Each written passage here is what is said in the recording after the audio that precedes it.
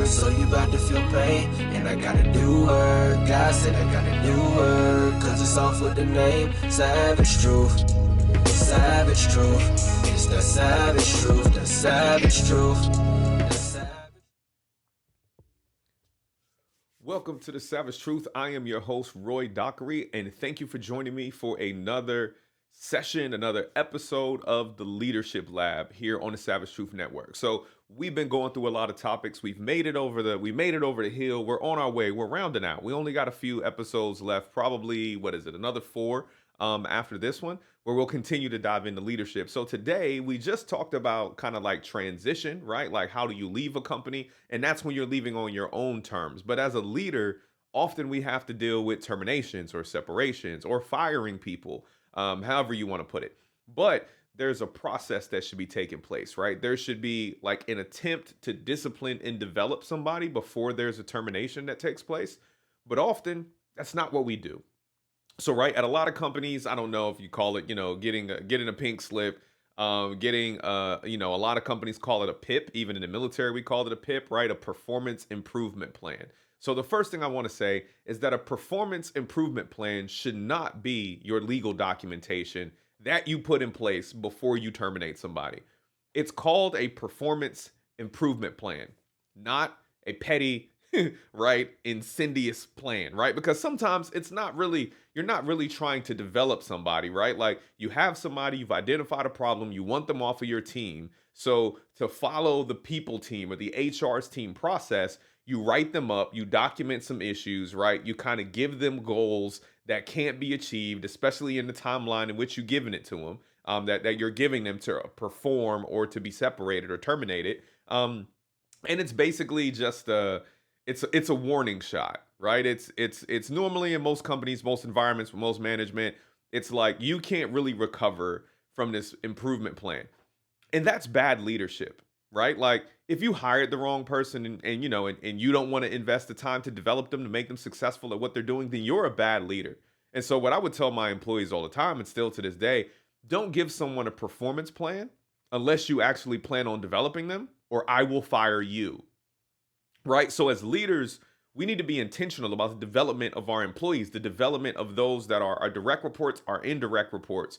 If we're hiring somebody, if we're investing and paying them week over week, then we should always be vested in making sure that they are successful. And if I'm not making sure you're successful because I'm just waiting for you to do enough wrong to be fired, that means I'm wasting money every day. And if as a leader, you're fine with wasting the company's money, with wasting your own money, if you're the CEO or the founder, or the president of an organization that you're funding or that you created, then you're wasting your own money, right? Everyone at work has the responsibility and has the right to be developed, to be successful at what they're being compensated to do. And that does not happen when you only document a problem so that you have the paperwork or that you have the receipts when it's time to terminate somebody. I'm not saying that you don't terminate bad employees. I'm saying that you never stop trying to develop an employee up until the point that they're terminated, right? And even with that, and when it comes to termination, like when you have to terminate an employee, it needs to be very clear what they failed to do. It needs to be very clear. If your employees are confused, if they can't point out exactly what objective, what measured, written expectation they're not meeting, then you are a bad leader. You are a bad manager. Right? This is the savage truth. So I hope people didn't come here to think I'm just stroke your ego. You're not paying me for this. This is free. So I'm going to hurt your feelings for free. If you're firing people and those people don't know why they're being fired, you are a bad leader. You are a bad manager. People should know. If every time you walk into a meeting and people are anxious and they don't really know what's going on, or people get upset, like there's a level of emotion tied to a separation. Absolutely, right? It's disrupting people's income. They got to go home and tell their husbands or their wives that they lost their job. But the emotion should not be riddled with confusion, anxiety, and this genuine sense of, I thought I was doing fine. If you have someone working for you who isn't doing their job and they think they're doing fine, that means you let them fail to the point where you had enough to validate firing them, which makes you a bad leader. It makes you a bad manager, because instead of trying to help them and them failing despite your help, them not stepping up to the call despite your efforts. When I fire somebody, unless it's due to something like, illegal or some behavior that was caught or observed that has to be dealt with immediately and people don't know they've been getting caught, when I fire people, they apologize. And they apologize because as their leader, I invested in them. I told them what my expectations were, right? And I stood next to them and said, hey, this is what I expect you to do. This is what I need you to do. And then I'll try to help them in different ways. Like, okay, that didn't get you where I needed you to be. How about this? Can we try something a little different? That didn't quite get it. Like, let me try this. And when it gets to the point to where I've used everything that I have in my toolkit, I've looked for other people to try to assist you as well. And it's evident to me that in the area that I need you to develop, either based on your personality, your lifestyle, your choices, your strengths, you cannot perform in the area that I need you to perform.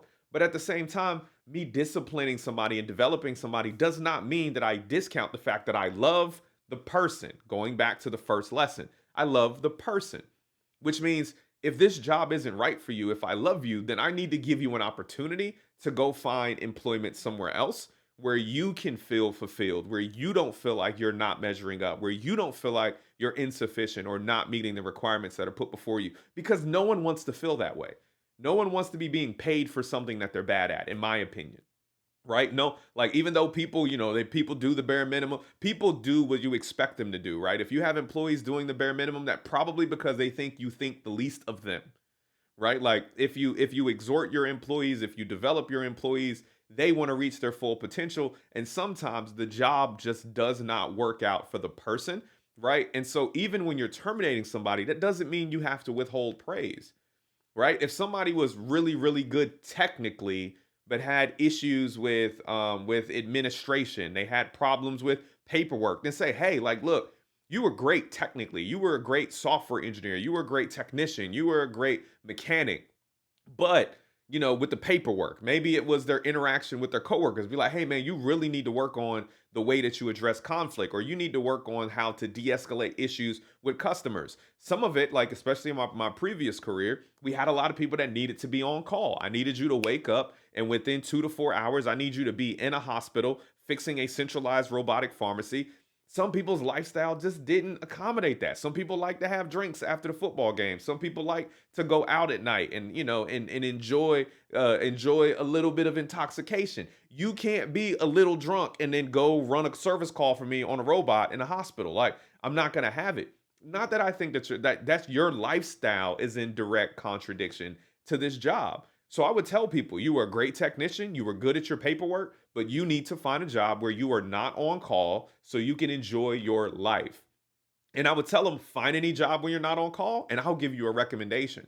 So if there are skills that they have, right, and if there's a different job or a different environment that they're better suited for, let them know that, right? Let somebody know that even during the termination, that look, I see your potential, I see your skill, but the job that I have you doing here, the job that I need you to execute here, these are the gaps. So if you go find a job where you're not on call, if you go find a job where you're, working in a factory and you don't have to deal with a lot of de-escalation. You're not customer facing. Maybe you're working in an assembly line. Maybe you're dealing with manufacturing. I think you would have great skills there, and be willing and be honest about the fact that, like, I'll give you a referral there. And if they ask me why you left, I would tell, or why we separated ways. I would let them know, like, yeah, like the demands of this job just doesn't fit every lifestyle, or like he's extremely strong technically, but we have a very high pressure situation with a lot of angry customers, and everybody can't take getting screamed at by hospital CEOs and chief medical officers. It's a stressful job, because that is a true statement, right? I can be true about the reality of the fact that the job can be difficult, that even some aspects of the job may seem ridiculous, but I need you to do them because that's what people pay us for. That's what the expectation is. That's what the job description says. That's what the processes say. And we should be able to feel comfortable being able to part ways and saying that, like, yes, like, there are things that you were not able to do that I needed you to do to be successful, but you do have skills and you do have abilities, right? That would be useful elsewhere, right? That would be accepted. That will excel elsewhere. So you also have to be able to look at separations or terminations as an opportunity for people to better use their strengths to be successful, right? Like, if your strengths only will make you 40% successful here and your weaknesses make you 60%, it's going to make you fail 60% of the time, go find a job where your strengths will carry you 80% of the time.